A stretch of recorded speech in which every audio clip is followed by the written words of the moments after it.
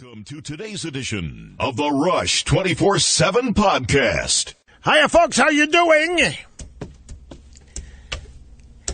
What are we in here? What is the third week of the Trump administration? Now, that's important because some people are getting impatient.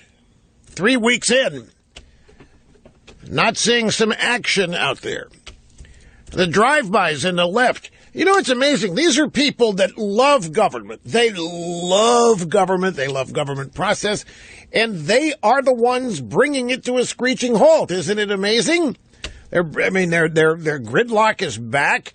And the left, Betsy DeVos is up for Secretary of Education. And the teachers' unions are just dead set against this woman because she wants to bring about school choice. She wants to improve public schools. Particularly in inner city and blighted areas. She wants to improve educational opportunity. Teachers' unions don't want to surrender any control. They don't care about the quality of education. They maintain the control. It's about money and economics.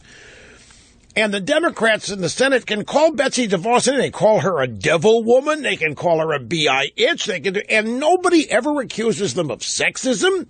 Nobody ever accuses them of being anti-female or anti-woman. It's fascinating to catalog this. I know it's hypocrisy, and hypocrisy never attaches itself to the left and to the Democrat Party. Folks, it's great to have you here, as always. The telephone number, if you want to be on the program, 800-282-2882. And if you want to send an email, lrushbo@eibnet.us. So I'm doing my show prep today, and I see this picture of Obama. Have you seen this?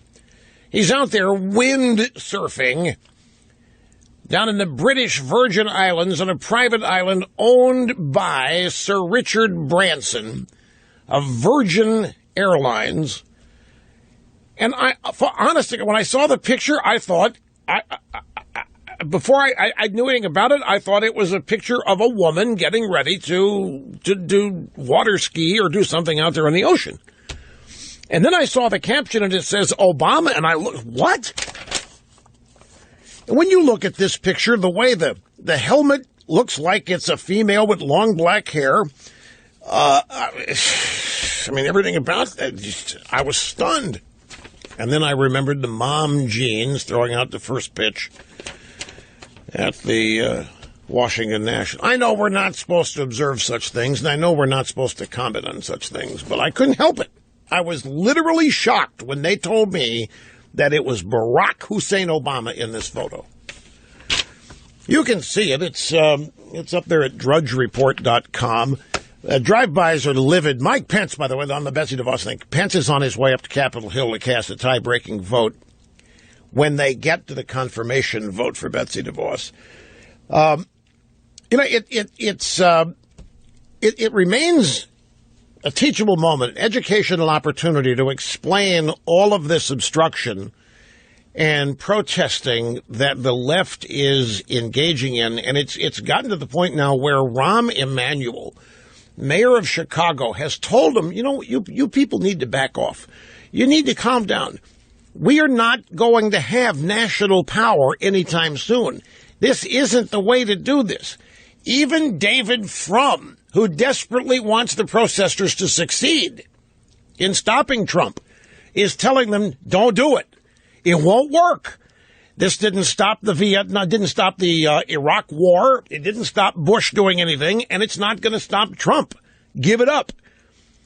But they're not trying to stop. Well, I take it back. That's a fine line when I say they're not trying to stop Trump. They certainly are trying to stop Trump, but they're not. They're doing it for. They're not trying to assert themselves with power. This is pure obstructionism, gridlock. It's all kinds of things rolled into one, which we've touched on in great detail here. But it's only going to intensify for a while. It's not going to go relax and go away. I mean, the babes are planning another 2 marches. There's going to be a babe strike going on out there. They haven't set a date for it yet. And then the Women's March was so successful, they're going to do that again. I don't know what they're going to strike. It's just a national women's strike. I mean, and that's it. That's basically all we have. And Mrs. Clinton is back. There was a Hillary sighting in Rancho Palos Verdes, California, the 2017 Makers Conference. Makers, by the way, is a storytelling platform created in 2012 by AOL for women to make and post videos. So AOL sets up a place for women to make and post videos, and they had their storytelling platform, and Hillary went out there. Well, she didn't go out there. She released a video address to the conference, and here is a portion of what she said. Despite all the challenges we face, I remain convinced that, yes, the future is female. Just look at the amazing energy we saw last month as women organized a march that galvanized millions of people all over our country and across the world. Now more than ever, we need to stay focused on the theme of this year's conference, Be Bold. You know why the future is not female, as long as the left has anything to do with it? I'm going to tell you right now why the future is not female. It's because the primary objective of the left and the Democrat Party is to make everybody feel like they are a victim of something. If you are a liberal, doesn't matter, you are a victim. Women are victims of a misogynistic America with a rape culture running rampant on college campus. The problem with this is that once you acknowledge or accept or believe that you are a victim, you have a lifetime excuse for never being happy. And you have a lifetime excuse for never succeeding. If you join up with the left and acknowledge that you are a victim, you are condemned. You are basically attaching yourself to a status in life of loser, miserable, and never successful, because none of those things go with victimhood. Victims are not prosperous. Victims are not happy. Victims are not content. And victims are not successful. And this is a subtle form of genuine discrimination by the left against its own people. By constantly telling them how they don't have a chance, the deck is so stacked against them that they're all victims. They never will become independent. They will always be wards of the state, and they'll be happy wards of the state, and they'll be voting for bigger government, more government, because that's the only place they will believe that any form of happiness and economic security, healthcare security, whatever comes from. And in this way, the Democrat Party and the American left are literally destroying lives. They are destroying the lives of their own voters, of their own supporters, by automatically classifying and qualifying these people as victims. And that's what they've done to women. That's what really the foundation of feminism was back when I was, back 69 or 70, when the current modern era of it actually began. It was all based on how women are victims of this or that. They're disadvantaged, discriminated against, and that hasn't changed. They're still victims. No matter what kind of success, real or imagined, they've had, they're still victims. They still have the victim mentality. Something else you are when you're a victim, you're constantly enraged. You are always angry. It goes hand in hand with never being content or never being happy. And this is exactly what they're doing. And they are attempting to cement this way of life, victimhood, into the pop culture and to every group of people that they come into contact with. And it succeeds because one of the things that victimhood also inspires is fear, never-ending, constant fear. If you're a victim, you're not self-reliant. If you're a victim, you can't help yourself. If you're a victim, you are consistently always dependent.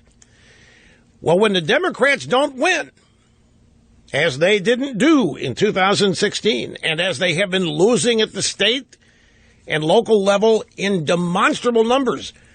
They're losing power. They're losing control of the federal government. And they consider the White House control the federal government. I know they're still populated in the bureaucracy, and they can stop Trump or try to stop Trump, but they're not implementing anything. I mean, they've been brought to a screeching halt here. But the psychological effect is that when their sponsors, when their protectors, when their caregivers lose power, they have nothing, because the victimhood status they've adopted and accepted. That's why they're so frightened. That's because they have no ability nor desire to rely on themselves, plus no ability to. They're not taught self-reliance. That, of course, is impugned. Self-reliance is a no-no. Self-reliance is attacked and criticized as selfishness and bigotry and racism and homophobia and all these other things. So these people literally become scared out of their gourds when their state sponsors, i.e. the Democrats, lose. And that fear, you see it manifested in these protest marches. The rank and file protesters, I mean, there are some of these protesters that are organic. The leadership of all this, it's bought and paid for by Soros. We even learned, I don't know if you saw this, Mr. Snerdley, official program observer. Do you see all the Republicans took money from George Soros in the 2016 elections? You didn't see this? You want some names? John McCain, Lindsey Graham, Paul Ryan. It wasn't a lot of money, but they all accepted financial contributions from George Soros and his various and sundry organizations. Yeah, I think so. I've got it here in one of the. I've got 4 stacks here today. It's kind of depressing. I look at these 4, and it's gold, folks. Everything in this. If it's not in the stack, then it's not gold. If it's in the stack, it's gold. Meaning, I want to talk about it. And I start every day knowing I'm not going to get to half of it. I try. No. I try to do so. I want to go back to the Super Bowl for a second because there's a story here that the ratings are down. Super Bowl on Fox attracted an average of 111.3 million TV viewers, according to Nielsen. This makes it the 5th most watched Super Bowl in history. Number 5. Historic Super Bowl didn't have historic ratings, and there are stories out there today that say there aren't any indications that it's going to get better. TV ratings for the NFL. Now, I have a question. How many people, and maybe you even thought so yourself, how many people did you hear, official sports experts and official media experts, that was the greatest football game I have ever seen? That was the greatest Super Bowl I have ever seen. How many of you have heard people say that? How many of you have thought it yourself? Wendy, did you watch the game? Did you break? You did. You did. Wendy does not usually watch the Super Bowl. Did you think it was a good game? Great game? Okay. See, I don't. And I know I'm way off over here on the fringe on this. There was another playoff game. I think it was a playoff game that featured an even bigger comeback than this. The old Houston Oilers in Buffalo against the Buffalo Bulls. See, they're frowning at me. They don't even know anything about it. It was the greatest comeback in NFL history. The Houston Oilers went out to like a 35-7 lead in the first half and ended up losing the game in the second half. The Bills came back with their backup quarterback, Frank Reich. Now tell me, that's a bigger comeback than this was. I think it was a postseason game, but even if it wasn't, why isn't that an even greater game than this? Now, you might be saying, well, how did Buffalo come back? Because Houston laid down in the second half. I mean, for crying out loud, part of a comeback. I was telling people at halftime of the Patriots game with the Falcons, not only do the Patriots have to just start on an unstoppable run on offense, they've got to stop Atlanta. They can't allow Atlanta to score any more points. It just, for every touchdown the Patriots score, if the Falcons get a field goal or touchdown, it negates it. So they've got to stop, and they did. But I think there was a greater game than this. And I know many of you are going to say, well, yeah, but you're a Steelers fan. Well, the Steelers-Cardinals Super Bowl that played over in Tampa, that featured a 100-yard interception return by James Harrison, a last-minute touchdown toss from Roethlisberger to Santonio Holmes. And the game was exciting to the very end because the Cardinals were on the verge of coming back. It was that second half was not even competitive. And I don't know how in the world you call that the greatest game ever when the Falcons essentially weren't there and couldn't do anything right. They couldn't stop New England. Well, that's because of the proficiency. I'm not taking anything away from the Patriots. I don't mean to be doing that at all. But the other team may as well have not been there. It was a totally different team, second half from first half. I don't doubt it's a great game to watch. If you're an Atlanta Falcons fan, there's no way that's the greatest game in NFL history. No way. So, yeah, I'm arguing with the characterization of this game by sports media. So I'm not saying it was a bad game. I'm not upset at who won and who lost. I didn't have a dog in this hunt. It didn't matter other than my prediction, which, of course, I nailed. But greatest game ever? I don't know how you can say that when one of the two teams for the entire second half basically didn't play and did stupid stuff. How do you take a sack when they took it? How do you not throw the ball away? You're out of the pocket, just throw it to the press box. Find Lady Gaga, throw it to her, get rid of it. Took a sack. What was that? I gotta go. Senate is now voting on Betsy DeVos, Education Secretary. If the Republicans hold together, it's going to end up 50-50 with Mike Pence, the vice president, casting the tie vote and giving her confirmation, keeping a sharp eye on that. I want to go through some of the headlines I have here, things that I hope to get to today. Voters await economic revival in a part of pro-Trump America. Now, it's an AP story, but the thrust of it is that there's some nervous people out there not seeing enough action on tax cuts, not seeing enough action on Obamacare, and seeing that they're talking about delaying Obamacare till 2018. This is not what they thought was going to happen, starting to get nervous. Now, admittedly, it's an AP story, but I don't doubt that some of that is going on. Republican lawmakers face rising anger at town halls.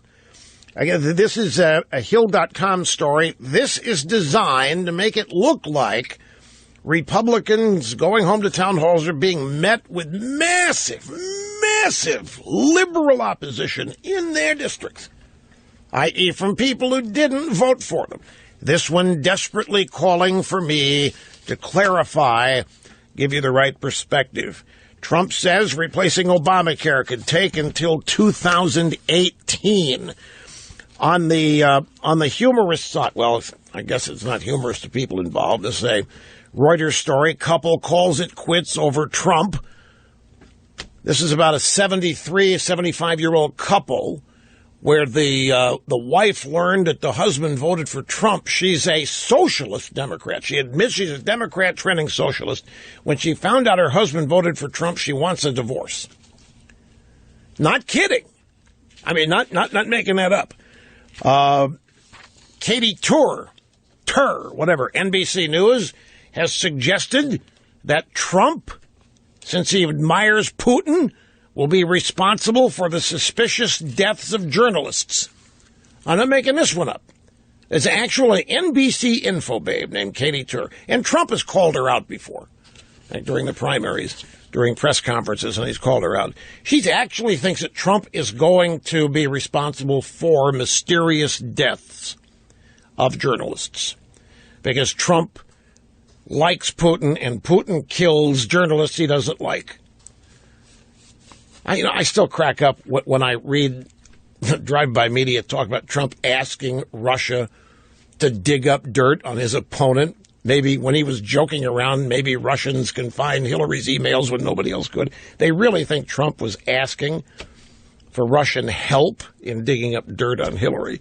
Anyway, and then there's the whole legal process of this executive order. on immigration, the ban, back with more. All of that and more. Hi, how are you? Great to have you here, folks. I got an idea. Mr. Sturdley, what do you... Could Trump maybe get rid of some of this tension that he's facing from the left over his relationship with Putin if he simply, scheduled a meeting with Putin? Trump can call Putin over there in the Kremlin, let's get together, and he takes with him a little plastic red thing that he says is a reset button. And he goes over there and he has a meeting with Putin and says, let's reset the relationship. Let's jointly press the reset button.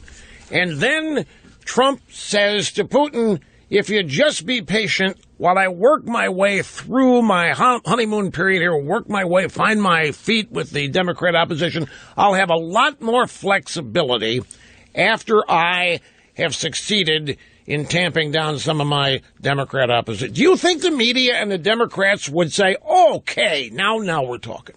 Now we got a productive relationship with the Russians going? Do you think they would? Well, why not? I mean, that's exactly what Hillary Clinton did when she became Secretary of State. She scheduled a meeting with the Kremlin. She had a plastic little red button on it literally looked like it was made with duct tape, like maybe one of those science projects by Ahmed Eichenwald, whatever his name was, the clock boy. It was a cheap-looking little red reset button. And the media hailed Hillary Clinton. Oh, wow, we're getting off a brand new start with the Russians and with Putin. And then later in his administration, Obama asked Dmitry Medvedev, one of the chief advisors to Putin, he said, you tell Vlad that after I'm reelected, this is 2012, I'll have a lot more flexibility in getting rid of nuclear weapons. What if Trump were simply replicate what the Democrats did with Putin?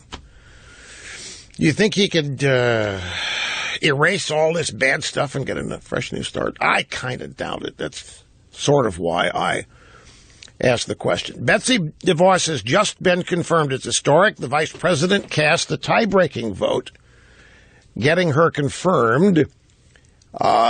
This is big for a lot of reasons, not the least of which is that the Democrat leader in the Senate, Chuck Schumer, called Betsy DeVos the worst cabinet nominee ever. This is the nominee. Betsy DeVos was the nominee that the Democrats decided they were going to destroy. They were going to prevent her being confirmed as a statement to their base and as a panacea to their donors, because the teachers' unions are huge power brokers and donors in the Democrat Party. And yet she's just been confirmed. I don't care if it took Pence voting. She has been confirmed. And Betsy DeVos wants to turn public education upside down and fix it with such things as school choice. You know, the hypocrisy on this, folks, this is really, I think, serious stuff.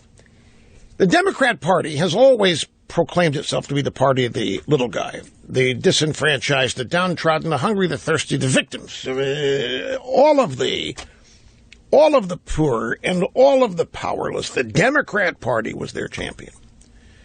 And yet look what the Democrat Party has done to the schools that educate these people. Many of them are in war zone-like neighborhoods. Broken windows proliferate these actual school buildings. The things that these kids are being taught and learning are just worthless. It's a liberal indoctrination, if anything. They're not being taught a thing about the greatness of their country, quite the opposite. But it's worse than that. School choice. Do you realize that the minorities in this country love the concept of school choice? They get a voucher, and they are permitted to send their kids to any public or private school if the program exists where they live, that their voucher will pay for. And if every one of these minority families that gets a voucher loves it, and they send their kids to the best schools they can find, and they never end up going to the schools they would otherwise go to if they didn't have the voucher. Now, these are direct threats to the teachers' union. School vouchers, school choice, parents being able to choose where to send their kids to be educated is the biggest blow to the teachers' unions and the left that you can imagine. Destroys their monopoly. It destroys their monopoly over thought control and propaganda, indoctrination, and everything. And yet the Democrats claim they're for the little guy. And they claim they're for minorities. And they claim that they want people to be able to escape whatever bonds of poverty they find themselves. You know what the first thing Obama did when he became president in 2008? There was a school choice program in Washington. And it was being used, and it was adored. It was loved, and it was being used by many minority families. And they were able to send their kids to schools like Sidwell Friends, where the Obamas and the Clintons and the Gores and all the other inside establishment people send their kids. Finest private school in Washington, in the area. And there was a school choice program where minorities could participate. Obama shut it down. I mean, within weeks of being inaugurated, just shut it down. Because he had to. He had to please the teachers' unions who had donated greatly. And he shut down a program that his own voters cherish. He shut down a program that his own voters aspire to. Because I don't care where you are, every parent wants the same thing. They want a better life for their kids. They believe that education is the answer, is the best way to provide opportunities to compete and triumph and prosper. And here's the Democrat Party basically shutting down program after program after program that brought that ability, brought great educational opportunities to the poor, the people the Democrats supposedly champion.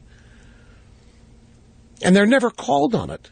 They are never criticized for it. They are never, ever questioned about it. And it really is. You talk about compassion. There is zero compassion in the way the Democrats have dealt with this. Well, Betsy DeVos represents many things, but primarily she represents a big, big blow to the monopolistic control over public education that the teachers' unions in this country have. And that's why she was two things. She was literally a devil-like person to them who should not be confirmed on substance. And then secondly, she became the target. She was going to be the nominee that the Democrats prevented from being confirmed just to show that they could do that. Because the others... Now, since she was the worst of the worst, she's the worst nominee ever. Chuck Yu is kind of in a bind now because all the remaining nominees are clearly better than she is because she's the worst ever. But then this takes us into the discussion area of the nature of these public protests and who's doing it, what the objective is, and whether or not they're going to be successful in slowing, stopping, delaying any aspect of the Trump or Republican agenda.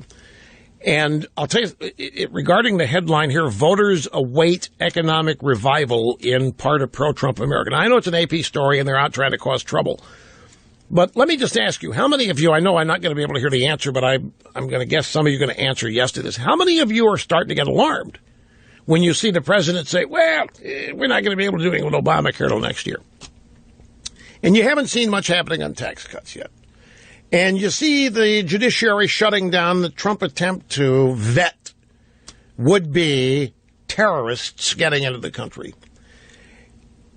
How many of you started to get concerned here that the things you elected Trump to do don't seem to be happening? I mean, there doesn't even seem to be any preliminary action on some of these. Are any of you out there? And if you want to talk about it, feel free. 800-282-2882. I think one thing people have to remember as we go forward here, and I mentioned that the Reagan tax cuts, for example, were not signed into law until August of 1981, basically 7 months. Now, they were debated. The legislation was presented to Congress months prior to that, and the debate was fierce. We've got the Supreme Court nominee, Gorsuch. You know they're going to try to delay that. They're going to delay that as long as they can. Even though he's going to be confirmed, it's clear what the left stratagem here is. Just delay, obstruct, and try to stop Trump from accomplishing anything. But the only way that can really happen, folks, is what? A protest march cannot stop Donald Trump. Massive public demonstrations, fires, blowing up buildings can't stop Donald Trump. But what can? Think about that when we come back. On education, just a couple of interesting numbers here. From the International Education Survey from 2015, the United States ranks in the world in science, math, and reading.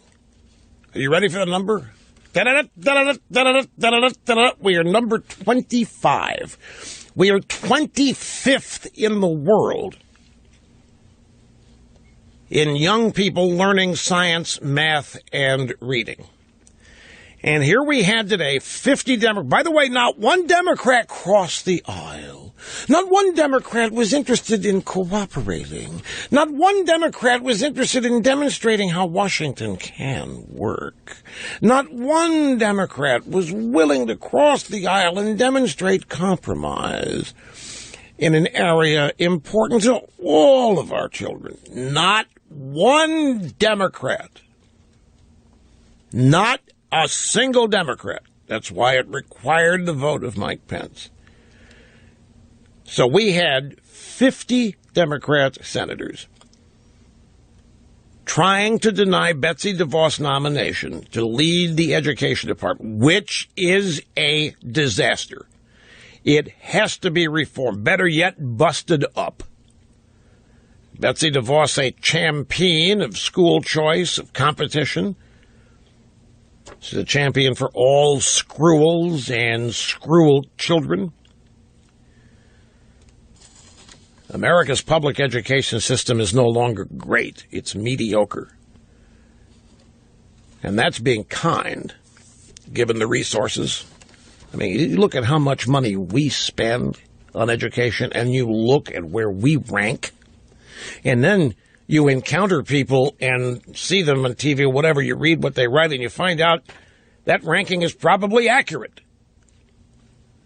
Because we have a lot of ignorant people in this country who have not been educated about some of the basics, much less the truth of the founding of this country. Okay, to the phones. We're going to start with Joe in Far Rockaway, New York. It's great to have you, Joe. How's it doing? Very good, sir. Thank you very much, Mr. Limbaugh, for taking my call. I'm a first-time caller, and you were discussing the Super Bowl and how the ratings were down. Well, maybe we can account for it because I'm one of those that boycotted it. What I saw over the course of the year was that quarterback not standing up for the flag. I saw last year's halftime performance. I mean, yada yada. We can go on and on. What was last year's halftime performance? Oh, it had some so-called singer in a I think was some sort of militant outfit dancing. It was the famous Beyonce, a tribute to the Black Panthers. Yes. Okay, you refreshed my recollection. So right. Yes, right. yes. That's why I'm here. Yeah. Yes. Well, I think that might have accounted for the lower ratings because I think that is the message which we, if you want to call us on the right or real Americans. Well, okay, but let me ask you this. Obviously, you didn't have an interest in which team won, so because you're obviously not a Patriots or Falcons fan, right? If you had been, if your team had been in the game, would you have watched it? No, I would not have. You kidding me? No, I'm very serious, and I wanted the Patriots to win, despite them being from Boston, because that's old rivalry with New York. But he did support Donald Trump, and I believe the owner also, the quarterback there. But that would have been motivation for me to watch, and I'm glad that they won. But I have a real problem. And Who do you think stole Tom Brady's jersey? It might wind up on eBay. If it does, it's worthless now. Because nobody can authenticate it. You know how many... The way this jersey stuff works, folks, a guy like Brady was this way. Michael Jordan wore a different pair of Air Jordans every game. And every pair of shoes that was donated to charity, fundraising was used. With the NFL, every team... Let's take it back. teams are different. But most teams, the players get 2 jerseys, home and road, 2 home jerseys, 2 road jerseys, a year. And this is to prevent these things flying out of the locker room and being sold on eBay after every game. I mean, if they get ripped, they get sewn up. If there are holes in them, they get sewn up. Some teams are not as strict on this. But I know in the old, I don't know if it's still true of the Steelers, but this is the way it was. In the case of Brady, I think he wears a different jersey every game. And he gets first dibs on whether he wants to keep it or not. And if not, then some of them go to the Hall of Fame in Canton. Some of them they're donated. They're used for fundraising, charitable things. This jersey he wanted. I mean, this jersey encapsulates all of the records. And he thought he put it in a bag in his locker when he took it off. And when he did the post-game interview, came back and it was gone. When I heard that, I said, how does that happen? Why don't you give it to a clubhouse guy? Give it one of the guys that deflated the footballs. Sorry. Just kidding. Just kidding. That's my style of humor, just just give it to a clubhouse guy. This is what is normally done for safekeeping. When a rookie catches his first touchdown pass or scores his first touchdown in the NFL, he gets that ball, takes it to the sideline, gives it to an equipment guy, and they lock it in a trunk.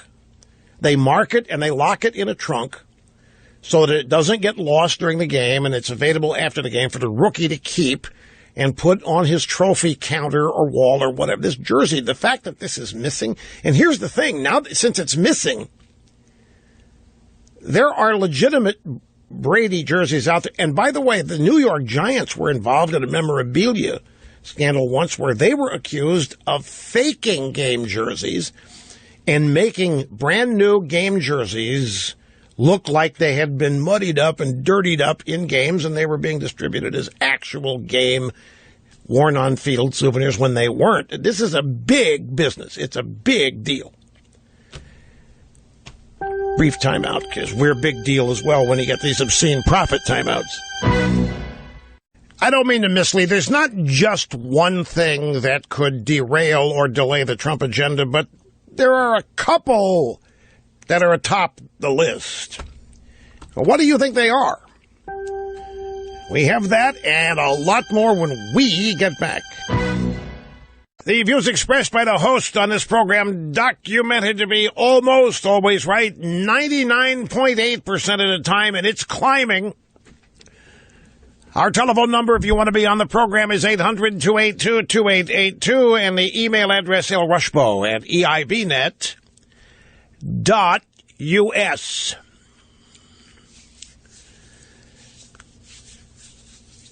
Yeah, I got it. So I checked the email during the break, and all kinds of people are weighing in, trying to answer my question. What is the one thing that could stop the Trump agenda? And let me remind you, if you missed it, I don't think all these protests by themselves can derail the Trump agenda. I don't think all the demonstrations and the rioting and the temper tantrums and all that stuff that's demonstrated by the left, I don't think that by itself can derail, slow down, or stop the Trump agenda. And I actually think the more the left engages in this, the more damage they're going to actually end up doing to themselves. I think that's why you're starting to see now certain people with sympathies to the left, like Rahm Emanuel, saying, back off it. Come on, dial it down. We're not going to get power back even in 2018. Rahm Emanuel, we're not going to get our power back even in 2018. But they're not going to back down. They are going to continue to do this because they've got reasons other than advancing an agenda. And I know many of them are obvious. But we've always had the question, at what point does this kind of activity hurt? And hurt with whom? I mean, if the Democrats and their mindless leftist protesters engage in this kind of activity and it ends up causing them damage, how so? I mean, with whom? Is it with moderate voters? Because I saw something yesterday, and I mentioned it to you, that moderate voters don't like all this. And it's the first time I've ever heard that said about angry leftists. My entire career, I've heard the experts say that the Republicans need to stop criticizing Democrats, stop criticizing Obama, stop criticizing Hillary, because the moderates don't like that. Moderates, it makes them really nervous, is run right back home to the Democrat Party. Now the people are saying this stuff could end up hurting Democrats. The Democrats are already hurting. To me, this is the great unspoken elephant in the room, is that the Democrats are in quicksand. It just doesn't look like it because of media coverage, obviously, but they are losing seats. They are losing power, electoral power. I know this may appear to cut against the grain. For example, the Trump executive order. Let's swerve in that direction here for just a second. The judge in Seattle, this judge by the name of Robart, who put a stay on the Trump executive order, was not a Republican judge. He was appointed by George W. Bush, but he was chosen by Patty Murray. He is an ardent leftist. He is a classic example of a judge who's actually a judicial activist who uses his position on the court to implement his own policy beliefs, not to sit there and judge or decide the law. And when he issued his ruling, he made some statements that have now been confirmed as untrue. Before I get to those, I want to give you another AP story, because this case is now at the Ninth Circuit, and it's being argued there at the Ninth Circuit Court of Appeal. Now, the conventional wisdom about the Ninth Circuit is that it's the most liberal appellate circuit in the country, by far. It's so far left that that's why it's called the Ninth Circuit. And that Trump doesn't have a chance there. No Republican ever has a chance there because these people are so fringe, wacko leftist. And then you go to the Supreme Court, which now has 8 justices. It is presumed that this case, if it ever goes to the court, would end in a 4-4 tie, which is a big assumption because it assumes that Anthony Kennedy is going to find with President Trump. And if you do a search of Anthony Kennedy's decisions on issues related to this, you find that he's very concerned in cases where the judiciary gets trumped, so to speak. He doesn't like the idea that the judiciary, by statute, must defer to the executive branch when it comes to statutory law. And he has found in previous occasions in the past against the executive in immigration cases. So it's not a slam dunk that it would be 4-4. It's entirely possible that the Trump executive order case comes out of the Ninth Circuit with the original judge in Seattle affirmed and the stay on Trump's order then affirmed. Then it would go to the Supreme Court, and it could well be that it could be 5-3 anti-Trump, 5-3 opposed Trump, given what the proclivities of Justice Anthony Kennedy are. So the AP is out today with a story, and the headline is this: scholars say that the liberal reputation of the Ninth Circuit is overblown. Well, no, it's not. The liberal reputation of the Ninth Circuit is well-deserved. The liberal reputation, Ninth Circuit Court of Appeals, is right on the money. But AP is out now telling us that, no. That's overblown, the fact that the Ninth Circuit's a bunch of libs. They say this: the Ninth U.S. Circuit Court of Appeals, weighing the appeal concerning President Trump's executive order on immigration, is the federal appeals court conservatives have long ridiculed as the nutty Ninth or the Ninth Circus. The San Francisco-based court handles far more cases than any other federal appeals court, including some rulings that have invoked furor from conservatives over the years, among them finding that the phrase "under God" in the Pledge of Allegiance is unconstitutional. They literally did that. The United States Supreme Court, the Ninth Circuit Court of Appeals, is the most reversed court of appeals in Supreme Court history. That's another thing you need to know. They are reversed more than any other appellate circuit. And they were reversed in this, when they actually ruled that inserting "under God" in the Pledge of Allegiance was unconstitutional. But some legal scholars say the Ninth Circuit's liberal reputation is overblown, and the court has now moved to the middle, as some of President Jimmy Carter's appointees have taken semi-retired status or passed away. So why is the Associated Press trying to convince us that the Ninth Circuit isn't so liberal after all? Well, look at the logic here. From the article, it says this: Bush appointed 6 of the court's 25 active judges, but 18 have been appointed by the Democrats, though the 7 appointed by Obama are generally considered moderate. Now, that is just flat-out BS. Obama didn't put a moderate judge on any court anywhere. No Democrat puts a moderate on the court.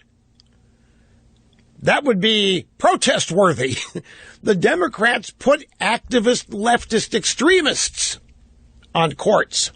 But here's the AP telling us that the 7 judges that Obama placed at the Ninth Circuit are considered moderate. So you see, there really are only 6 Republican-appointed judges at the Ninth Circuit compared to the 18 appointed by Democrats, but the 7 judges Obama appointed are all moderates. And therefore, the court's not nearly as liberal as it used to be.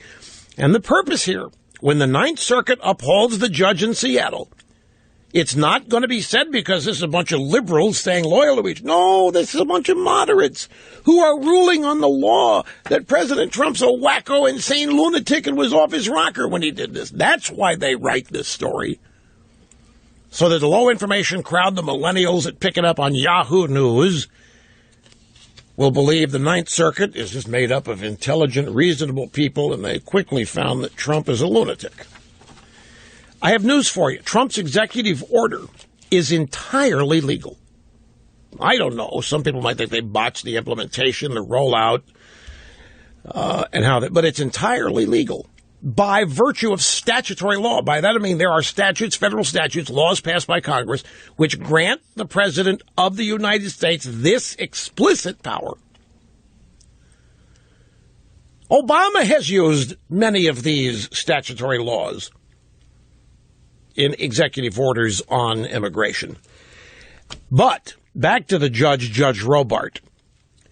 The federal judge who halted Trump's travel ban was wrong in stating that no one from the 7 countries targeted in Trump's order had been arrested for extremism in the United States since 2001.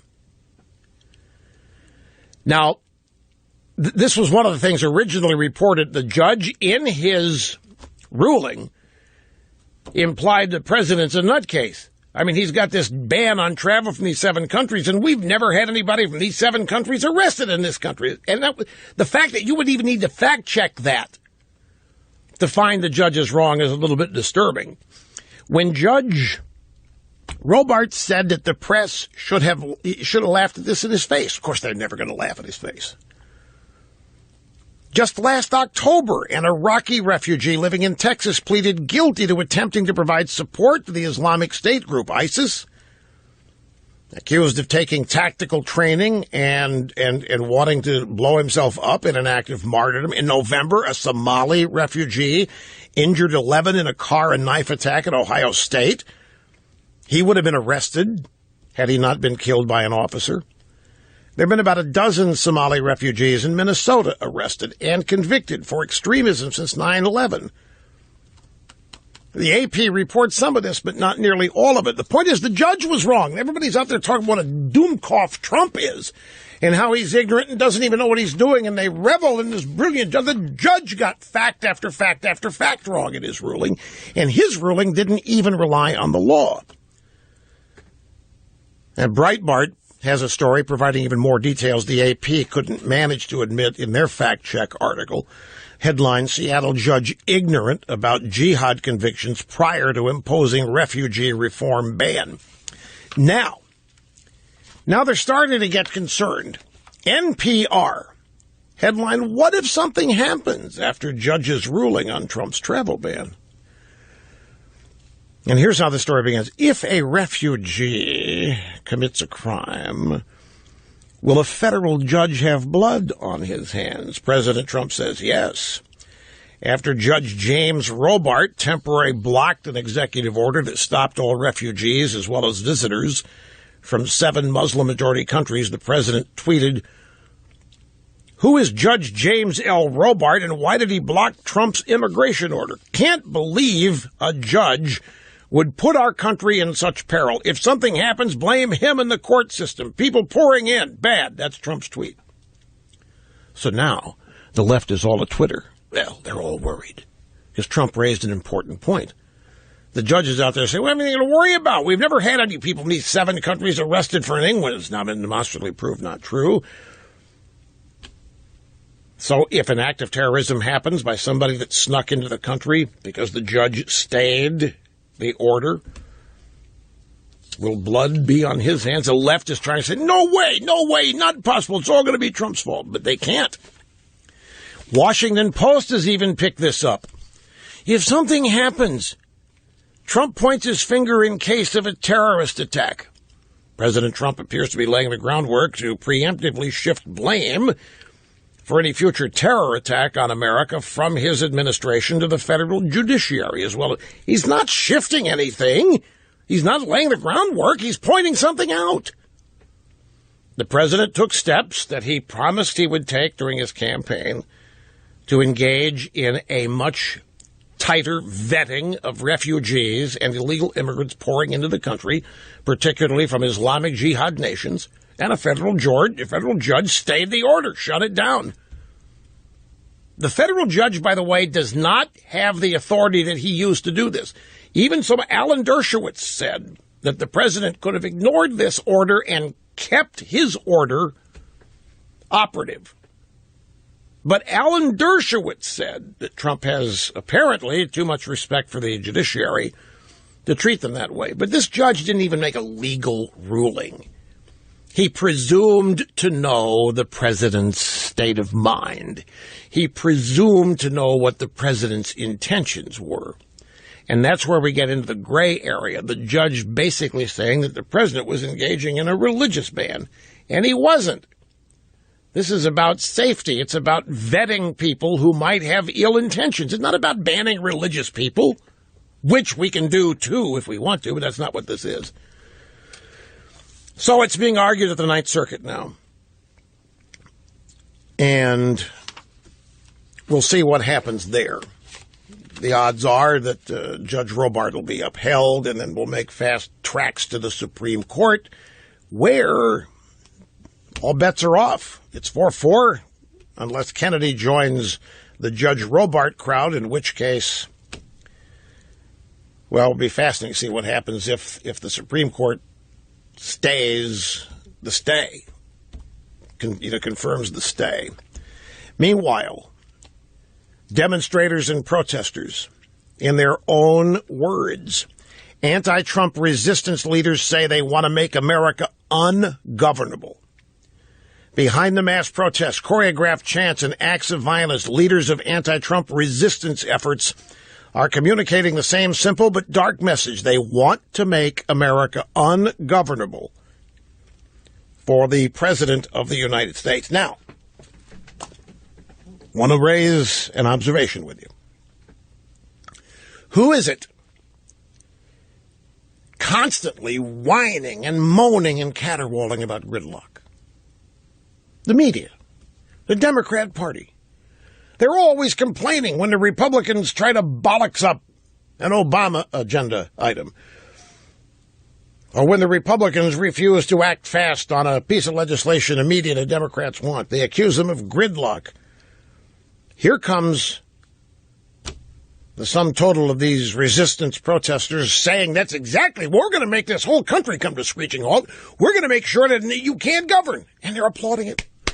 Right on, right. Now, I know I'm just pointing out the hypocrisy, even though I know the hypocrisy never sticks to them. But someday it's going to. Someday all this stuff is going to come home to roost, and I think we're in the beginning stages of this kind of behavior. Finally, see, right now they're not paying a price for this. That's why they keep doing it. They're not paying a price, but that they are going to be paying a price for this down the road. Actually, they are paying a price, folks. They're losing elections all over this country. Be right back to your calls after this. Hi, welcome back. It's great to have you. We head back to the phones. This is Pam in Atlanta. Great to have you. How are you doing? I'm great. How are you? Fine and dandy. Thank you so much. Small business owner here in Atlanta, Georgia, and I'm not nervous at all about the 100-day agenda. Not one bit. Even Paul Ryan has said, we're on board with the agenda. It's just going to take us probably 200 days to implement it. Of course. It's still Washington. No question about that. And my so you don't have right now. You don't have any red flags raising at all. Nope. My customer base, my commercial business, everything is off the chart for a winter in January. It's busy. People are optimistic. The quiet group of us that went to the polls and elected Trump without anybody catching us are still fired up. We're still happy. We're still behind him. And I'm not sensing nervousness in any of my sectors. No kidding. Well, that's good to hear. Well, what are you expecting this agenda to be? What are you expecting to come first or to happen relatively soon? And if it doesn't, you might get alarmed. Anything? Well, I think, we're all sort of, especially business owners, middle-class people, we're all looking for the tax cut and some relief as far as that goes. My business isn't really affected by the regulations that I know hurt a lot of other businesses. But, I think the tax cut, if the tax cut gets stalled and he can't do that as he promised, then we may get a little shaky. But well, see, here's the thing about that. I'm telling you why some people are nervous. And it's understandable. That's why I made the point. We're only, what is it, the third week? I think it is wise here not to go off the rails here, and you're smart to do that.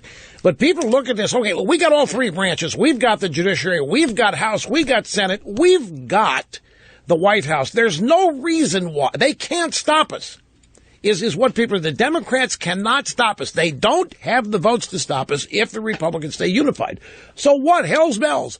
Why isn't the tax cut bill advanced? Was this talk about Obamacare 2018, 2019? It went to replace repeal, then replace repair, then, well, I don't know. Hang on just a second here, Pam. And we are back to wrap it up here with Pam in Atlanta. I didn't want the abrupt end of the segment to sound rude to you or anybody else. I wanted to be able to thank you for calling. I just run a couple things by you. By the way, I'm happy to hear you say that you nor any of your fellow Trump supporters are getting nervous yet. But the media is trying. I want to just share you two headlines. Voters await economic revival in a part of pro-Trump America. This story out of Wisconsin.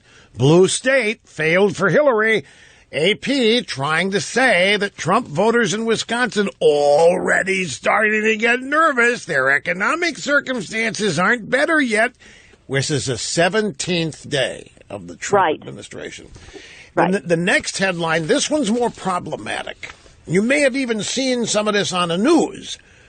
This is a story from thehill.com. Republican lawmakers face rising anger at town halls. Have you seen any of the videotape of these?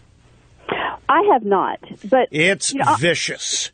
These leftists. We don't watch the news. We don't watch the national news for that information anymore. If I watch the news, it's my local stuff to catch. Who's being a hoodlum where. I want the weather, and I want. You want the local blood and guts. You want to see who's been robbed, who was in a car crash. Exactly that stuff. Nobody trusts the national news anymore. I mean, it's just. It doesn't even seem relevant to us. Right on. I'm so happy to hear you say this. I've been doing this so long. It's hard to set aside the fact that this kind of stuff can affect the way people think. It's not. I mean, we're working hard. We've got kids in college. We're doing day to day to make our little piece of America great. And we're sick and tired of a very small slice of this whole pie running the moral and the national agenda. Boy, you're damn right about that. You are so right on the money about that. They have a right to carry a sign. They have a right to assemble wherever the hell they want and say what they want. But they're just a small percentage of the slice of this pie, and the media is choosing to give them the glory. And there were lots of fine women that marched in Washington that day. Well, hell, the media is the pie. Jobs. The media is in for the nut slice. Well, I'm so happy to hear you say this. I really am. But here's my concern. I'm going to go ahead and tell you my concern. Okay, let's make up Republican member of Congress Freddie Slobodnik. And Freddie is euphoric. He's just been elected to Congress on a Trump wave. And he's gone to Washington. He's gotten sworn in. He's got his committee assignments. He's ready to go. And he heads back home for his first town hall meeting with the people that elected him. And what does he find? A bunch of angry, militant, enraged, on the verge of insane people who show up at his first town hall meeting and start throwing spitballs and other things at him and accusing him of all kinds of traitorous behavior. And they try to make it look to Mr. Slobodnik like they are the people that voted for him, but they already feel betrayed. They're already angry. They can't believe that he hasn't stood up to President Trump yet. And the objective is to scare our little imaginary congressman here, Congressman Freddie Slobodnik, into losing his resolve. And the reason this worries me is because it's worked. Time and time and time again. And I've seen some of the video of this. You're not watching out there, Pam, but I have seen some of the video. And you know what this is? It's almost a redo of the Tea Party town halls that took place in 2010 with incumbent members of Congress. And they were livid. These are people never been in politics before. They had never joined a protest march. They'd never done anything. They were not being told to show up by a singular leader. They were just fed up. They were fed up with Obamacare. They were fed up with all the spending, fed up with the stimulus, fed up with the national debt, fed up with it looked like there wasn't going to be a future for their kids and grandkids. And they showed up at their Republican town halls and demanded that these people stop it, that they do what they could to stop it. And that's when they were told, well, we can't do anything with the numbers we have. We need the House. So these voters gave the House. Then we heard, well, it's not enough. We need the Senate. Gave them the Senate. Then they said, well, we really can't overcome Obama. He's still in the White House. We need the White House. We gave them the White House, but they're not happy with who's in it. That's the rub for me. So the left has now seen what happened to those Tea Parties town halls, and now they're co-opting the strategy and are showing up at Republican town halls as leftist opposition, and they're trying to intimidate, and they're trying to bully, and they're trying to frighten. And Tom McClintock, who is a solid conservative, you never have to worry about him wavering, had to leave his own town hall with police protection in California because of this. These are dangerous. These people are bordering on committing personal violence. All for the show, all to scare these people into abandoning the Republican agenda, making them fear for their lives, no doubt fear for their families. I mean, this is vicious stuff. This stuff needs to be prosecuted, needs to be charged and prosecuted, because this whole idea of dissent being a time-honored part of American culture, this isn't dissent, and this isn't peaceful. And they don't have the right to destroy property. They don't have the right to threaten and to intimidate. They don't have the right to invade space. This stuff needs to be stopped. Republicans run many of these states. They don't run California, but they run many of these states, which means they control the justice angle in these states. We need to get serious about this, because I'm telling you, the thing that worries me, I'm just going to answer my own question. The thing that worries me is the impact all this is going to have on Republicans. Folks, we've seen it. And then you add something to this. And I'm not trying to be the harbinger of pessimism here. Not at all. Because we can stop this from happening. We have to be aware of it. The Republican establishment, the Democrat establishment is all one establishment. And I don't care what anybody has told you, and I don't care what the reporting is. The Washington establishment is still up in arms over the fact that Trump is in the White House. And that is not shaped by party affiliation. It's shaped by if you are in the establishment. Trump is an abomination. Trump is an insult. Trump is an affront. Trump is an embarrassment.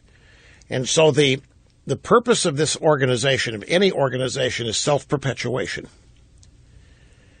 And I don't see these people just willingly letting an outsider like Trump come in and roll them. That's how they would look at it. This is why, Pam, it really is important for every one of you people that voted for Trump to hang in with it, because you are the only support base he has. Whenever somebody polls you on presidential approval, you tell them you approve. That number's got to stay positive. That's it. That's, presidents' poll numbers are things that politicians pay attention to. That's why I think speed, just ramshackle, just do what I thought was going to happen. I thought a pace was going to be established that the establishment, Washington, Republican, Democrat, media, independent, wouldn't be able to keep up with. Would not know what hit them. And they're trying to slow it down and do things the way they've always done it, the way we've always done it. So we will see. But this Republican lawmakers face rising anger at town halls. This is so obvious, just the headline and the first couple paragraphs of the story. So obvious, the intent of this story. I can't tell you how heartwarming it is to hear that you are not watching, reading, or listening to any of this. I think that's fabulous. Next stop is Asheville, North Carolina. Jim, great to have you with us to the EIB Network, sir. Hello. Hey, Rush. Mega dittos to you. Thank you. And in a shout-out, dittos to the previous caller. And I just have 3 points. I am so optimistic, and there is nothing that's going to make me wobbly that I can see on the future with Trump because of the way he's handling the media. He hits back. He's teaching Republicans how to fight this onslaught. And the people that I'm around, both liberal, conservative, and moderate, I see a whole slice of life out here in Asheville. They're getting tired of the media piling on. So, first, I think Trump is teaching and taking on the media and undercutting, just like you've said, their integrity on a daily basis, incessantly. Number two, I am so proud of Mitch McConnell. I want to give a shout-out to McConnell and Paul Ryan. What they're doing is the devil's work that has to be done. And with previous Republican Congresses and Senates would have reinstalled the filibuster to be nice, to try to curry favor and say, see, we're not that bad. McConnell and Ryan are having no part of it. And as far as town halls, here's one. Go look at our great Congressman, Mark Meadows, who represents us stellarly. He was bullied, and he had the same thing, and it only strengthened his resolve, I'm sure. So to any freshman congressman out there, look at the people that you want to emulate, because they've gone through it too, and it's just tempered them. And finally, number 3, Rush, I'll tell you, the reason I'm not wobbly, the reason I'm 100% behind President Trump is because what he's doing is right. And when you have the right on your side, and I don't mean right-left, I mean the correct principles that he's reinforcing, I'm just excited. I'm over the rainbow, and I hope this call made you more optimistic that these guys are going to help President Trump and the American people get back. And then I want to ask you about I have a question on your book on it. Hang on, fine. We'll get a question. I'm not pessimistic. I'm not. That's why I say it's a fine line, pessimism and realism. And as the mayor of Realville, I have to stay real, and that means I have to be prepared myself for things that are going to disappoint me, so I can react to them in the right way and not be surprised by them. And I have this ongoing thing I live by, and that is intelligence guided by experience. You've seen it once, it can happen again. You have to be vigilant for it. The one thing, I do have some concerns. I know that I wish Trump had more vocal support from the Republican side doing what he's doing, But I understand why he doesn't, because of who they are. I understand they're prisoners to polls. They're prisoners to drive-by media reporting. They live where the media lives, and whether you watch it or not, they do. And then the idea that they're not really crazy about an outsider being president, period, and totally turning upside down the way Washington works. There's some people not excited about that, even if it does mean their side wins. And then thirdly, I'm not sure how many Republicans actually want to defeat liberalism and defeat Democrats. When I keep hearing all this talk about Tom Tillis in North Carolina is still talking about reaching across the aisle and finding areas in which we can compromise to show that we can. We won the election. The Democrats are losing their shirts everywhere. There's no reason to draw back now, instead of burrowing forward and burying these people. And I don't know how much of a desire there is to bury these people, but boy, I have it, and I know that Trump does. Is there anything, what is it so far Trump's done that you like? I like his executive orders, number one. Number two, I like that he coalesced Mitch McConnell and Paul Ryan and started to move and make action even before he took office. And I like most and above all else, again, he's teaching the Republicans how to deal with the hostile media and really understand, like you have so eloquently put it, that the majority of Americans feel conservative, that the minority is the Democrat, not the majority. Look behind the curtain. Right. And the thing that makes me happy is that what it really means to keep Republicans to defeat liberalism, make them understand that is, if they don't move to defeat liberalism, they will be defeated. So just in a selfish interest, Trump and all these elections over the last 12 years that have removed Democrats from power, from city commissions to the United States presidency, all of that should show them that the path to victory, to keep their power base, to keep their seat. I agree. Look, I'm out of time here, but I know you had a question about the book. So tell Mr. Snerdley, don't hang up. Mr. Snerdley will pick up the phone, ask you what your question for me was on the books, or your comment, and he'll pass it on to me. We'll deal with it as the program unfolds. But I have to take a break. I can't. Half my brain tied behind my back just to make it fair. Very much into fairness here. Did you get the guy's question on the books? All right, we'll get to it in the next hour. Coming up, my friends, a new CBS poll shows that a majority of Democrats consider Christianity as violent as Islam. Now, where are they hearing that? Who is telling them that? By the way, since so many of you are not paying attention to the drive-bys, it helps me here, realizing most of this stuff you're never going to know until I tell you. That's very, very helpful. Be back in a minute. Welcome to More fun than a human being should be allowed to have. Rush Limbaugh, your guiding light, America's real anchorman, America's truth detector, and the doctor of democracy and the doctor of the republic. Here, behind the golden EIB microphone and one harmless, lovable little fuzzball bundle. A telephone number if you want to be on the program. 800-282-2882. Okay, the caller from Asheville, North Carolina, may be the only conservative in that city. I mean, that city and Chapel Hill, are in North Carolina. They run a close second and all left all the time. I should have made mention of the fact of the guy so he could have commented on it, because there aren't very many people that think like he does in Asheville, North Carolina. At any rate, he said that he has a 1.5-year-old and a 3.5-year-old, their grandchildren, and he has already started reading them books from the Rush Revere Time Travel Adventures with Exceptional Americans series.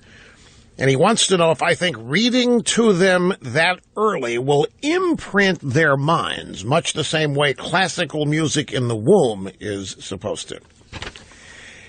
I must be honest, I have no idea about that. I don't have children, so I've never I've never engaged in that kind of behavior. I only know what I've read about this.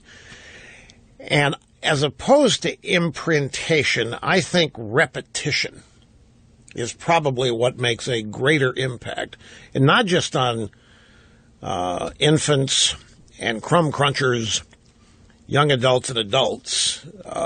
It's all people. I think the repetition of things, because of time, memory spans being short, and the onslaught of information that people can access, it's tough to cut through. I'll just answer to our young caller from Asheville, North Carolina. It can't hurt. I think you're doing a great thing. It can't hurt just from your relationship with them standpoint, and if there's any icing on the cake with the historical facts and lessons taught in the Rush Revere series, I'd give it a shot. I'm honored that you want to try. I really I appreciate it. Here's this story. By the way, let me expand on something. We've had a bunch of callers today. It's just eventuated because I asked a question. What do you think could derail the Trump agenda? And I don't mean the question to be negative. I understand how you would interpret the question to be negative, because the derailment of the Trump agenda is obviously something we don't want to contemplate. But I bring it up because people are trying. I mean, the effort is under, there's a full assault underway to stop the Trump. Here comes his executive order on vetting people coming into the country, and the leftist judiciary just shuts it down and says it's not constitutional. And I don't know if Trump is surprised by this.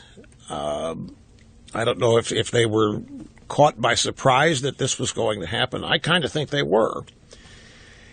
And so now it may not survive.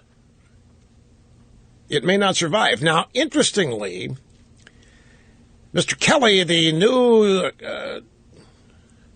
Secretary of Homeland and the Department of Homeland Security, testified before Congress today, and he pretty much said that they are going to be as vigilant, if not more so, in trying to figure out who's coming in, what their intentions are, where they're from, all these things, with the objective being to keep the country safe.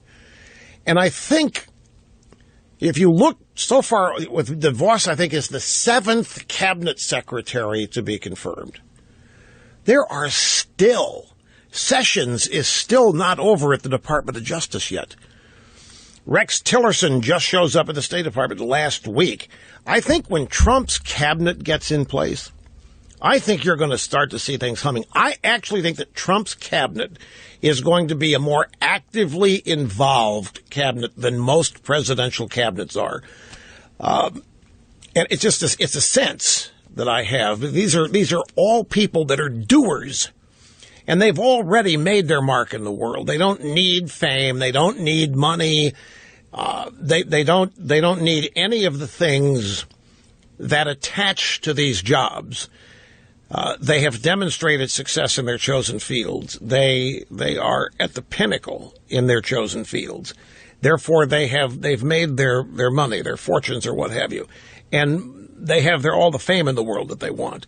So the pursuits that others would have here are long ago decided. These people are there to roll up their sleeves and actually accomplish things and do things, and they're all of the same mindset President Trump is, that there are things drastically wrong in this country and have been going wrong for a long time that need to be reversed and turned around. And I think once this cabinet is fully installed and Trump starts having cabinet meetings with all of them, I think you're going to see this agenda actually take off. The agenda as it relates to what happens up on Capitol Hill, like our caller from Asheville was singing the praises of Mitch McConnell. Fine and dandy, I like that, in terms of McConnell not caving and reinstituting the filibuster that Dingy Harry blew up. But at the same time, we had a story yesterday. Mitch McConnell goes public in opposition to various Trump stances. Well, what's that? Well, we know what it is. And part of it is just the way Trump speaks and some of the things that Trump is doing. McConnell wanted to be on the record that he's not up to speed with this stuff. He's not happy with some of these things that Trump is doing and the way Trump is saying them. And I think, it's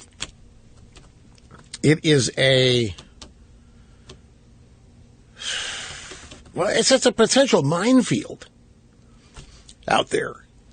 We've got a guy that's outside the political system, and he's coming in as like a bull in a china shop here, folks. And these people are all in the china shop. And in their minds, they own the china, and they own the shop.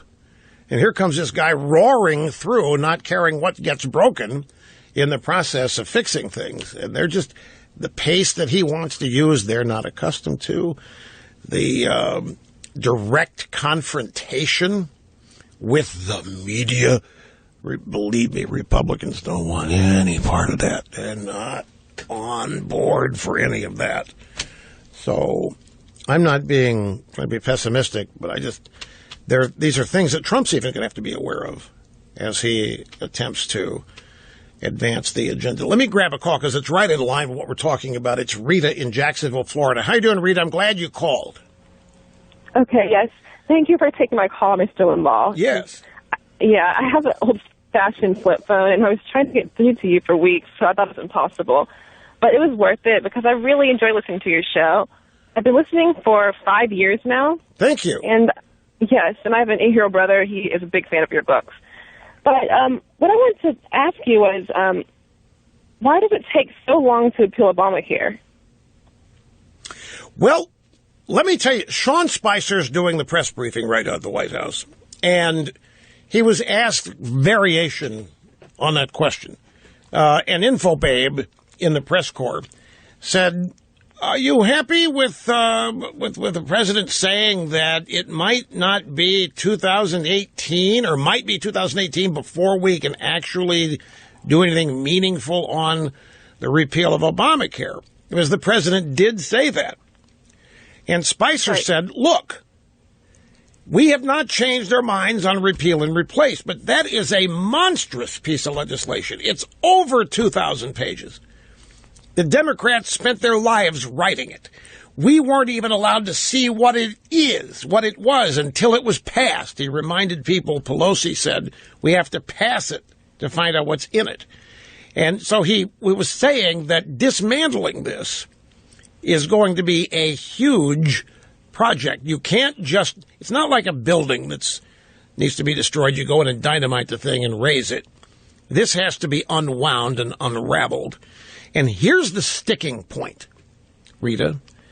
This is their sticking point. Their sticking point, what is being said about this? Well, now, wait a minute.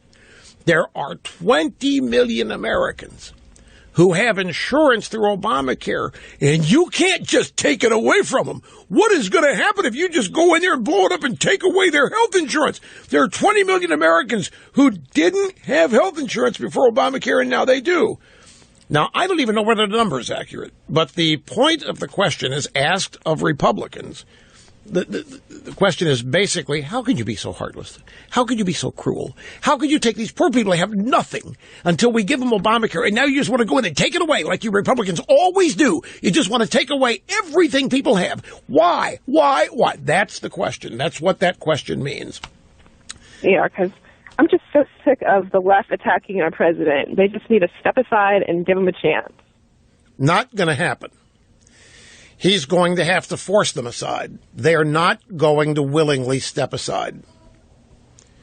They can't take the chance, as far as they're concerned, that Trump's agenda would succeed, because if it does, it will blow their agenda to smithereens. If Trump's agenda succeeds, he will have just proven the Democrat Party is unnecessary.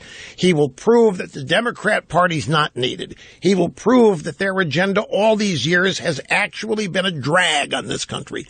They've got every incentive in the world to see that Trump fails, and they're going to do everything they can to make it happen. That's why Trump needs all the allies he can get. He needs all the people standing behind him, reassuring him, giving him confidence to keep his confidence. He needs fellow warriors who want to make this country great again by eliminating all of the dastardly liberalism that's found itself woven into the fabric of our country. It's got to be obliterated. And he's hell-bent on doing it. But he's not going to be able to do it alone.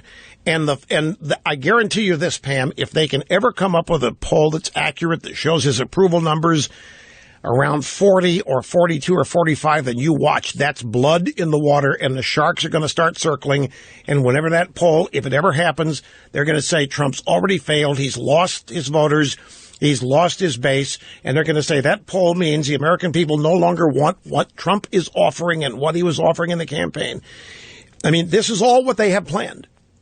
They can produce that poll anytime they want to. Understand? Right. Not legitimately, but they can, fake news, fake poll, they can create that poll anytime they want.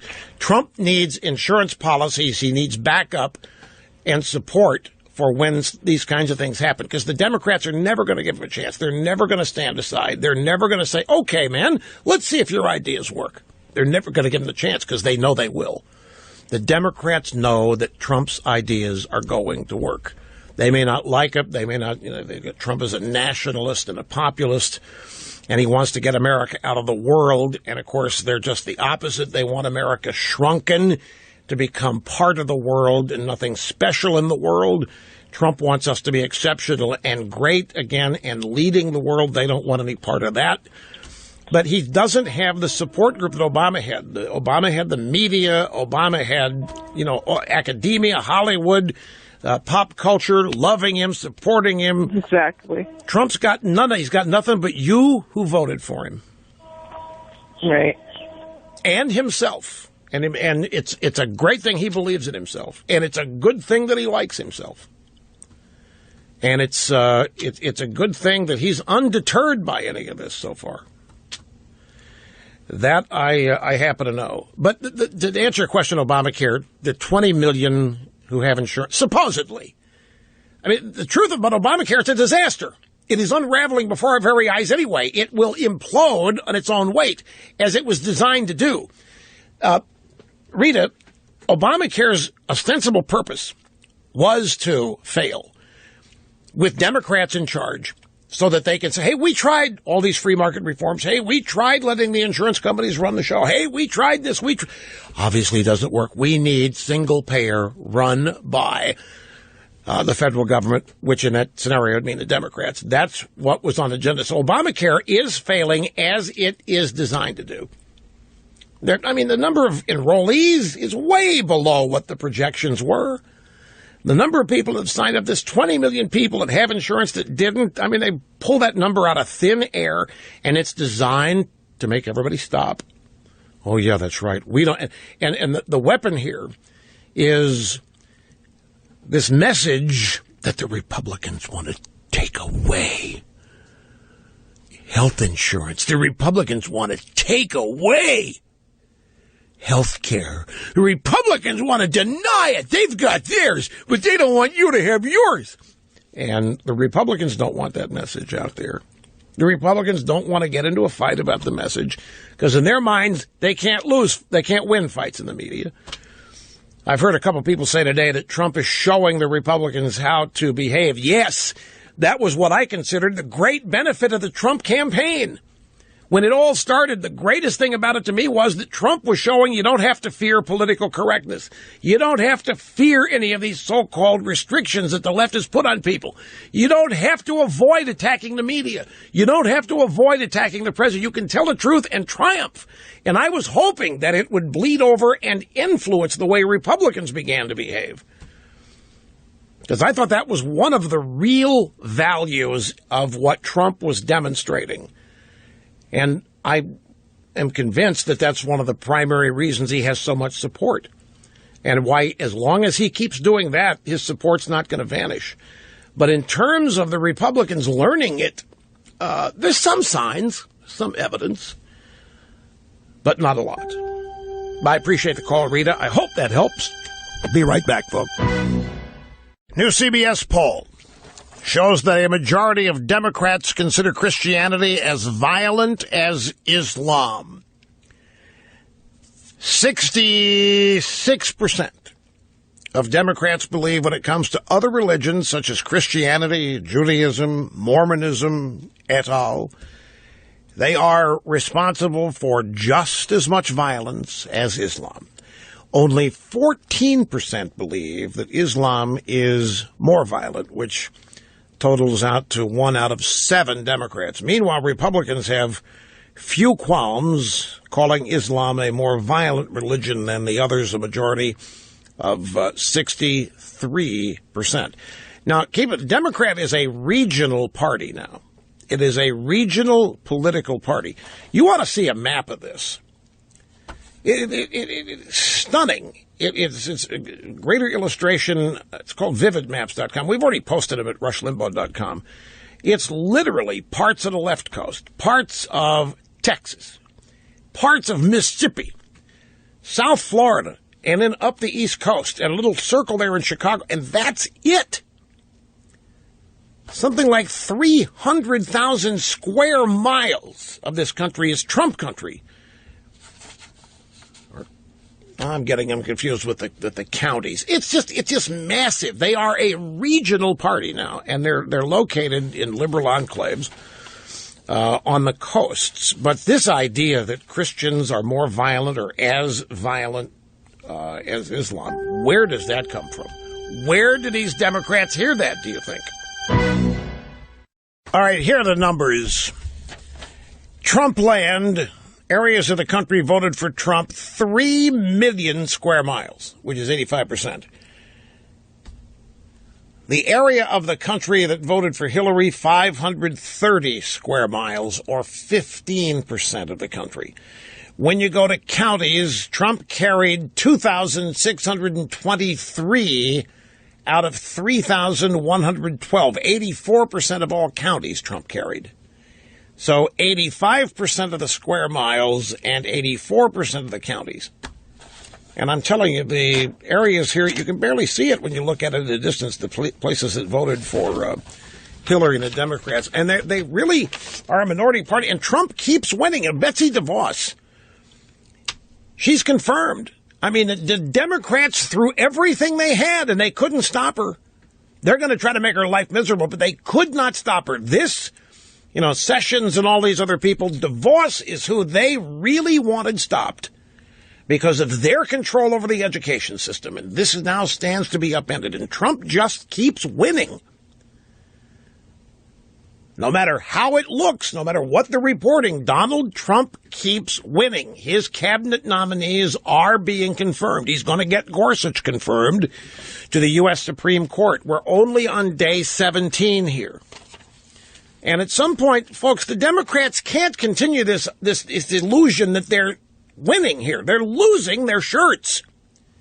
They're losing to Trump. They're losing elections. In their minds, they still run the show. They're still the dominant party. They still control most of the thinking. They don't. They're living an illusional lie. And at some point, it's going to hit home. It's not going to be pretty when that happens. They're in utter denial right now. And all of this unrest and all these protests are designed, well, there's many purposes, but one of them is for them to teach or to show themselves that nothing's gone wrong, that they still are the majority of thinking, that they still control events, and that they can still get what they want, and they can deny others what they want, and they're living a lie. They are living a delusional lie, a bunch of them. I had a story yesterday I didn't get to that we are going to explore in our upcoming morning update that'll air tomorrow. It's from the Daily Caller, and it's from 3 days ago. House Intelligence Foreign Affairs Committee members comprised by rogue IT staff.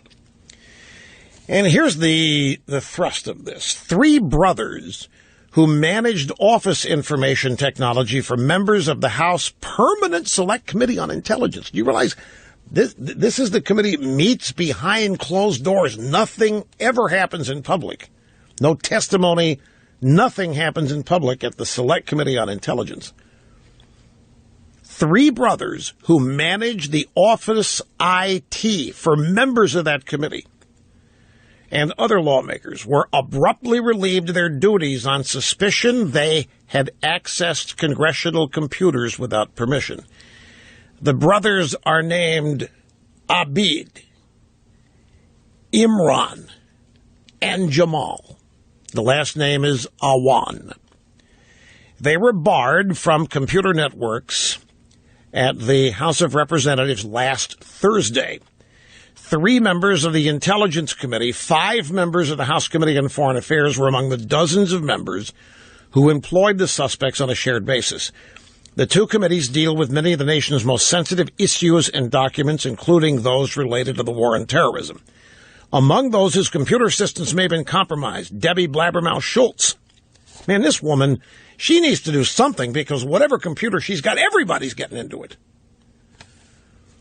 The brothers are suspected of serious violations, including accessing members' computer networks without their knowledge and stealing equipment from Congress.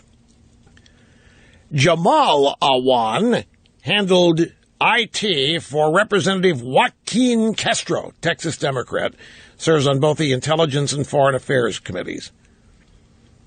As of February 2nd, his employment with our office has been terminated, said Joaquin Castro's spokeswoman. Imran Awan worked for Andre Carson, Indiana Democrat, Jackie Spire, California Democrat. Both are members of the Intelligence Committee. The 3 men are shared employees, meaning they're hired by multiple offices which split their salaries. They use them as needed for IT service.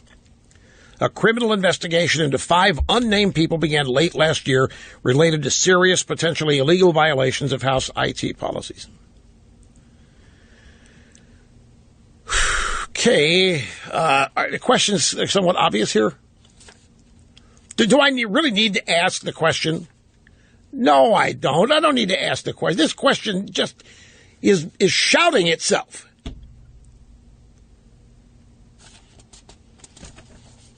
I mean, we've got hackers here. They're hacking Intelligence Committee data and computers, and who knows what they're doing with it. Anybody remember the raid in Yemen that took place last week that resulted in the death of a Navy SEAL, a member SEAL Team 6? Do you remember? We talked about it here on the program. Do you want one of the most noteworthy things about that raid was? They knew we were coming. We had literally no surprise. They were all in a house. Women, Islamic women, supposedly kept far and away, but were firing weapons at our assault team. They were dressed, the terrorists were dressed as women and children, but they knew we were coming. Now, the original explanation for this was, well, they heard our drones. These people in Yemen and hot spots in the Middle East, they have learned to recognize the sound of drones. And when they hear drones, they know the U.S. is coming or somebody that's the enemy. Well, how can that be? Who was responsible for flying the drones at an altitude that could be heard? Well, you know, Mr. Limbaugh, there's a hum associated with these drones. I mean, you become an expert at detecting them, you know they're coming. Well, but it wasn't just the drones. They knew. They knew we were coming. They knew when, and they knew from where.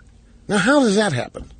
By the way, it's an Obama operation. This was planned long before Trump took office. It was not executed while Obama was in office because the commando director wanted a new moon. So there's no moonlight. And the nearest new moon to the target date was after Trump had been inaugurated. But it was an Obama-era plan. And they're trying to blame Trump for this, but presidents do not come up with commando raid plans, strategies, operational details. They just give the go order. They say yes or no, but the commander comes up with the operational details, the plan, so to speak. They tried to blame this on Trump. That didn't work because it didn't make any sense. But the fact they knew we were coming. Now, there are people all over this government leaking, I guess, which is constant. But I'm telling you, there's a lot of Democrat, Clinton, Obama holdovers in the bureaucracy. These 3 guys, Abid, Imran and Jamal Awan, IT specialist to the House Intelligence Committee. Let me take a brief timeout. We will continue after this, my friends. Do not go away. Hell, I just saw it. I just saw Paul Ryan on videotape saying they are going to have the repeal of Obamacare done this year. It's going to be done. We're going to repeal it. The question is, when do we replace it and with what?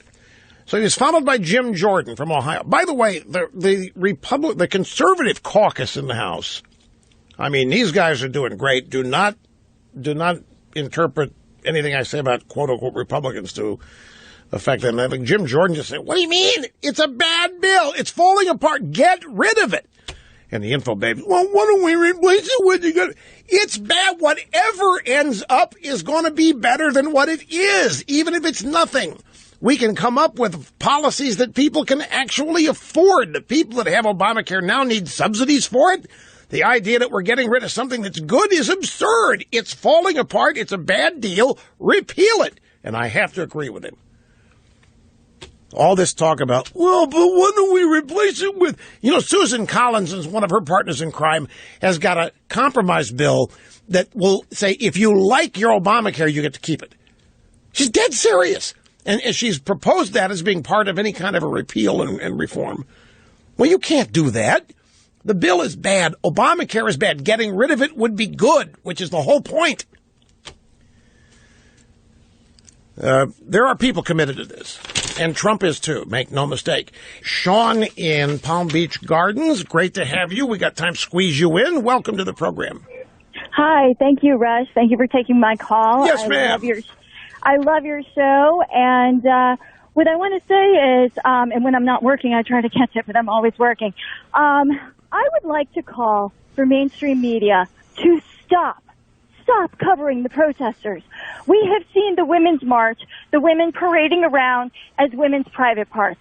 We have seen what happened at Berkeley. We have seen what happened at NYU. Enough. And there was another protest after that. The media is giving way too much attention to these people. I think what the media needs to do, and I know most of mainstream media will not do it, but those who are conservative can stop putting the cameras on them, report the damage they've done, and I think start focusing on the positive. Start focusing on the fact that the Democrats are holding up our president from approving the most highly qualified cabinet the likes this nation has ever seen, as to make America great again. And I have had enough of protesters, and I know both Democrats and Republicans agree with me. I certainly do. I love you, Sean. I think that's just fabulous. It's a sad fact it's never going to happen. But I love hearing you stick it to them. They're doing it exactly on purpose for the exact opposite reasons that they are trying to promote these people. They want more protests. They want more chaos. They want more unrest. Anything they can do to derail Trump. That's the purpose. I'm so happy to hear today it's not affecting any of you. That's so great. Back in a second. I'll tell you, the Patriots parade taking place in Boston. I think people in Boston hate Goodell more than they hate Trump. I mean, judging by all the anti-Goodell... See you, Wendy! All the anti-Goodell signs out there. Well, my friends, sadly, we're out of busy broadcast time, but there's much more tomorrow, and I look forward more than you know to being right back here. Having more fun than a human